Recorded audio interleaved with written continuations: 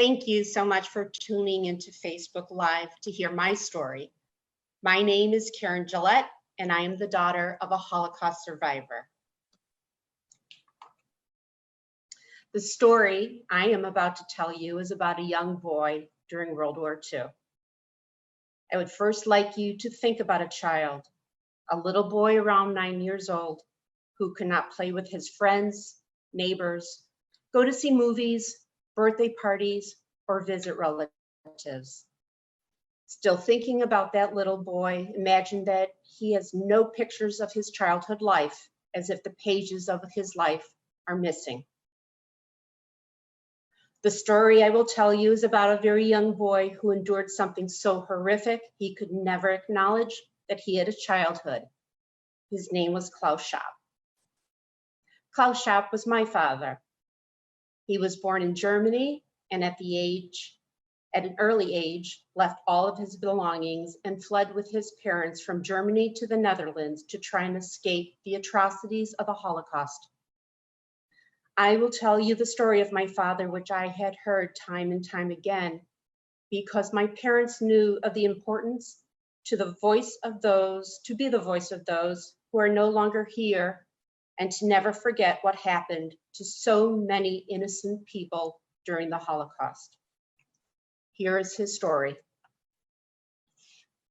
I was born in Nordhorn, Germany in 1933, which is when Adolf Hitler came into power.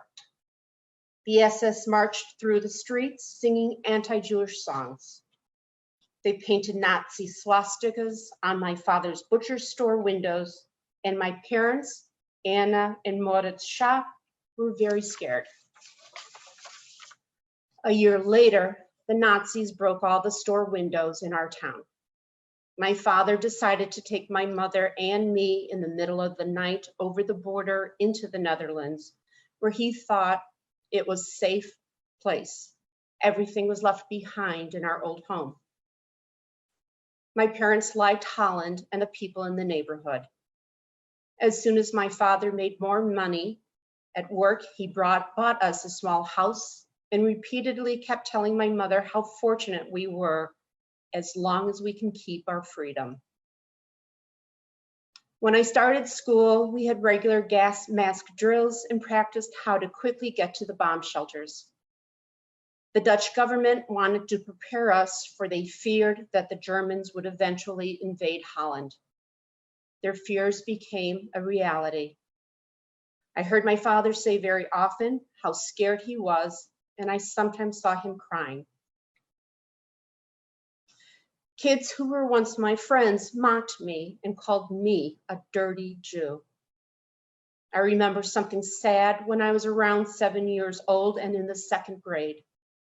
My school's principal came to our home and had to tell my parents that he had orders from the German Reich that all Jewish students would no longer be allowed to attend his school anymore.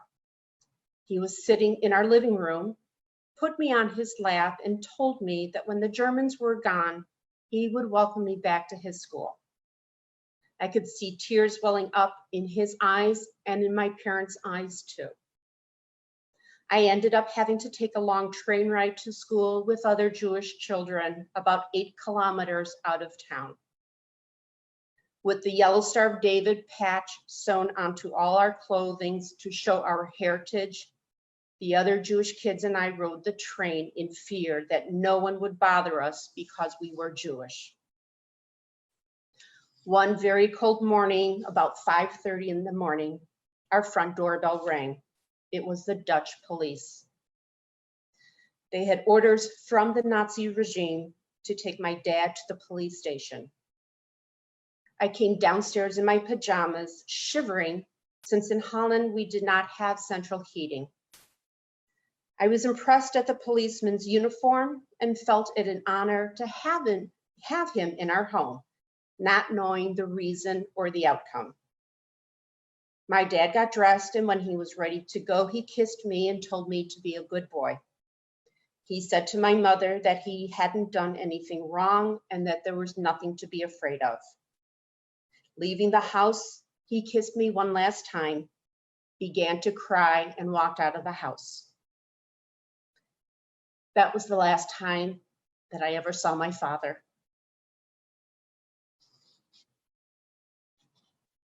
I was 8 years old and I loved him very much. That morning, all the Jewish men were taken from our town and told that they would be sent to Germany to work at an ammunition factory. It was after the war that my mother and I found out what really happened.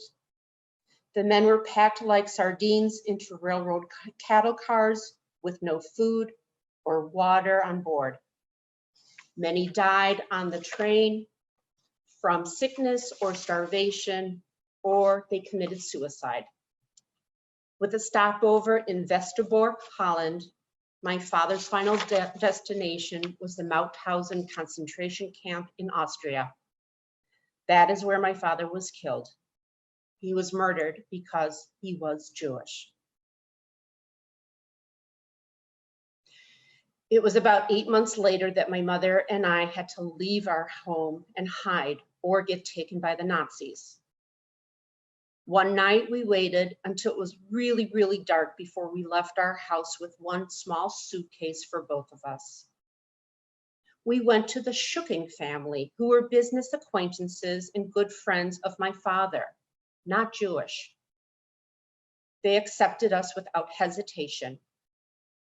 They were very kind to us, and we were there for about 2 or 3 months when we began reading in the newspaper that if Jewish people were found, that they would be shot as well as the people that were hiding them. The Schuckings were afraid and did not want to keep hiding us anymore. Instead, they went out of their way and found another family, the Bergmüllers, who would help us. My mother and I walked over there again at night. It was hell living day and night in the hayloft in the barn with nothing to do. I had no toys or games or even any homework since I was not allowed to attend school. It was summertime, and I remember being so hot with flies everywhere. Twice a day, the family opened the door to shove a little bit of food, like leftover potatoes or bread, in, and to dump out the bucket that we used to go to the bathroom in. We hid in that hayloft for 4 months. We were able to make contact with the rest of my family, who were also hiding from the Nazis in various places. Again, with the help from the Schuckings and the Bergmüllers, we dug a hole deep in the woods to hide in. When it was almost finished, I filled it up with water because Holland is a low-lying country. A day later, a bomb fell in the woods, creating another hole which we used for shelter. We used a ladder to get in and out and covered the walls and floors with straw matting, and a pipe was extended to the outside so we were able to breathe. Sometimes we had to chase a rabbit out of the pipe because we weren't getting any air. There were 7 people in this one small hole, and we just sat all day under the ground. In a way, it was like we were buried alive. I remember digging up, eating whole turnips and the leaves because leaving them would only give us away. We were in competition for food with the rabbits in the woods. We only crawled out of the hole at night. I was a growing boy and could hardly walk because of the lack of exercise. Don't ask me how to play baseball or soccer or any other sport because I never learned. I couldn't because I was Jewish, and for that reason, I had to hide from the world. I could sense my mother feeling sorry for me since I was not eating healthy food and I was getting very, very thin. One day, I got a terrible toothache and was not able to eat anything. My whole mouth was in pain and got infected. Someone in the Schucking family got in touch with a dentist. He did not want to come to the woods, and the pain got much worse. The dentist's son was a medical student and finally said that he would help. When he showed up, I can still see him standing over me. The sweat was dripping from his face. He said, "I can't do it. I'm afraid if I pull the tooth, I might also break his jaw." He left quietly, but said he would be back. About 3 hours later, he did come back with his father, who climbed down into the hole and pulled my infected tooth. He was very quick and hardly spoke a word. When he left, he had tears in his eyes. During the next few days, Mr. Shooking came into the hole with a bundle of books, toys, some food, sugar, and cigarettes. It came from the dentist. About every 2 weeks, the dentist came by the Shooking house and brought along some things to give us, such as soap, some food, even clothes. It was very dangerous, and these people had very little themselves, but they were still willing to share and help others. On a Sunday morning, Mr. Shooking came running toward us. He was completely white and told us that we had better get out of that hole quick. The SS and their bloodhounds were searching the woods. We got out right away. We all split up, and me, my mother, and grandmother hid all day in a ditch with dirty water in it, all day until nightfall, when we ran to another farmhouse.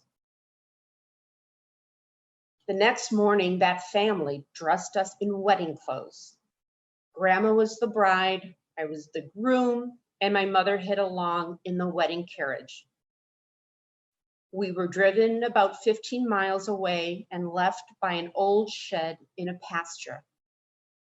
We hid there for 3 days without food or water, and my mother laid sick the whole time with a high fever, but we had no medicine, no bed, blankets, tissues, we had nothing. While we were still on the run hiding from the Nazis, another non-Jewish family, the Hoekers, they cared for us. The man knew my father from work and said, "I have 6 children and I have fear, but should you ever be on the road and have no way out, I will not let you suffer or die." The first time they saw me, I must have looked awful to them. I was a young boy that was sick, pale, dirty, very thin, tired, and had frostbite on my feet. I'll never forget how they put me into a real bed right away and made their own children give up their beds for us, and they slept on the floor. The Hoeker family eventually hid all 9 people left of my family, including myself. During that time of hiding, my aunt became pregnant. When she went to have her baby, she was registered at a local hospital as an unwed mother with false identification papers. The baby had to remain for a week at the hospital, and for correct identification, a tiny tattoo was placed under his foot to prove that it was her baby. The day after my aunt and her baby left the hospital, a bomb fell and killed every baby on the ward. We also hid in a hayloft in the barn during those years, lying on the floor with straw covering us. One day when the Nazis were searching for Jews, they shoved their sharp bayonets up into the ceiling. I laid so quiet, hoping they wouldn't stab me. I was told many times that if I was caught, to be quiet and never, never give away that there were other people there. I knew that if one of us were caught, that we would all eventually be caught and killed, as well as the nice family that hid us. Another hiding place was in a false wall under the basement stairs that was standing room only. We always had one person on the lookout watching outside a window from the house down the long driveway, looking for Germans. To be quiet, not talk or play for almost 3.5 years of my life was worse than anyone can imagine. The fear of getting caught and killed, combined with being hungry all the time, is a price almost too high for living. Another hard thing was that privacy was impossible, and our emotions during this whole ordeal had to be contained. And the fear. I will never, ever forget how scared I was. I was scared every day, every night, all the time. You are happy when you get a day, a week, or even 3 months of summer vacation off from school. But to be told you cannot attend school with your friends because of the threat of being killed. What if your growing up years were erased? What if you couldn't play with your friends or go to birthday parties or the mall or movies or celebrate holidays in relatives' homes? What if from the age of about 8 to 13, the pages of your life were missing, never to return? I did not do anything wrong. My only crime was being born a Jew. The Nazis took everything away from me, my father, my home, my childhood, and my dreams. I can only hope that our world will never forget or minimize the sparks of racial hatred and bigotry, for we have seen where this disease can lead. Klaus Schwab was my father. After the war, when he turned 21, he left Holland. He became an American citizen and started a new life here in Illinois. Every year he flew back to visit his mother, who later moved near us in the United States to be closer with her family. My father and I would spend much time together talking about what he and others had to go through during the war. I'll never forget these stories he would tell and can't believe the nightmare that he had to live through. That is why, for my father and everyone else who lived through the horror of the Holocaust and those who did not survive, that I am here today to be a voice and never forget. I told you the story of my father and how he survived World War II. He survived because of righteous people. We also call them unsung heroes. Humility is probably what makes modest heroes unsung to begin with. They are not likely to post their achievements on Facebook to get the most likes as possible because they perceive such acts of service as part of their job, their life. Unsung heroes are also committed to give more than they take and are willing to make sacrifices for the good of others. Righteous people have courage and will take action and make changes for the betterment of others. The Schucking family and the Herker family have been honored at the Illinois Holocaust Museum with a plaque along the Fountain of the Righteous People. A very high honor was also bestowed upon them by the Yad Vashem World Holocaust Remembrance Center in Israel, declaring them the righteous among nations. Klaus Schwab lived because of loving, caring, righteous people. Thank you for listening to my story.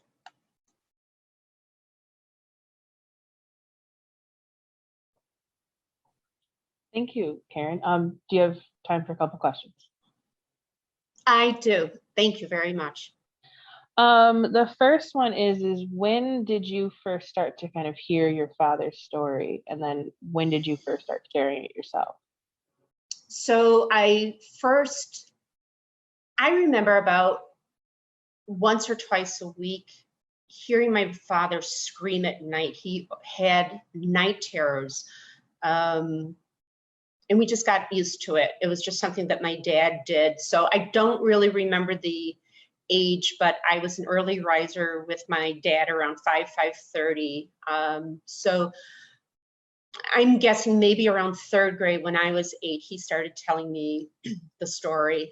My mother, also a Holocaust survivor, her and her family, uh, she became a docent at the museum, and both she and my father and my mother's mother quite often told their stories at schools, synagogues, churches, whoever wanted to hear their story, because they felt that it was really important. So this is actually my second talk with people. I just came on board at the museum being a second generation Holocaust survivor. Brilliant. So how did you get involved after your mother had been started sharing? Like, was there a connection that you kind of just followed her footsteps? Uh, in my mind and my heart, I knew that it was just really important to carry on the stories and to never forget um, what people had endured. So I felt it was my mission to continue. I tweaked the story a little bit so that it read the way I would tell the story, but all the facts, everything, of course, are still in there. So. Um, you mentioned that your father returned regularly to see his mother. Have you ever gone to Europe and, done any retracing of footsteps and research, that type of thing? So my dad was an only child. There were 3 of us, and my father, it's expensive flying back and forth, but too bad he didn't get miles on KLM Airlines. But he took us, I think I went when I was 7 years old and 8 years old. And my father took me to the hiding places. I went to visit the Shooking family and the Herker family. I went to the woods. And then recently, my husband and I lived in the UK from 2018 to 2019, and I was able to take my husband back to Northorn, where my dad was born, and also the area. It was hard to find the woods, and unfortunately, both families have passed away. One recently, or they were very old, and I did not want to bother them to show me where my dad hid in the woods. So I pretty much had an idea, and we were able to go and revisit. Of course, nothing, you couldn't tell that there was a hole in the ground. Let's see. What are your thoughts about the extreme risks that so many took to help your father and others, and why do you think some were moved to do so much at such great risk? I wish our whole world was so kind and generous and thoughtful towards mankind.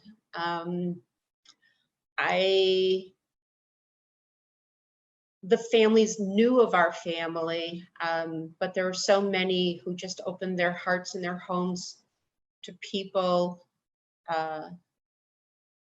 So it's yeah, I just wish, look what's going on in today's world. It hasn't stopped, not just towards the Jews, but so many others. So, but there are so many kind and wonderful people here in our world. And then what kind of takeaway do you want people to have from hearing your family story?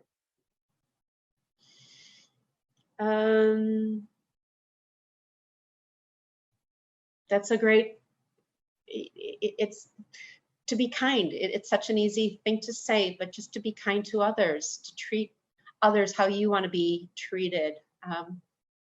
we're all the same. It doesn't matter what religion, what color we are, what our beliefs are, what our chosen sexuality is. It doesn't matter. We're all people.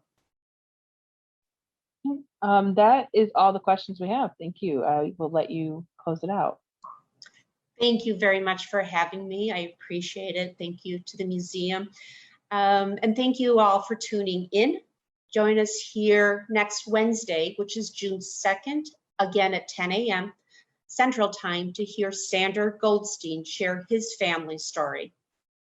Please keep an eye on Illinois Holocaust Museum's Facebook and other social media accounts, where we will post a stream of content through the weeks ahead. Thank you for your support during these extraordinary times.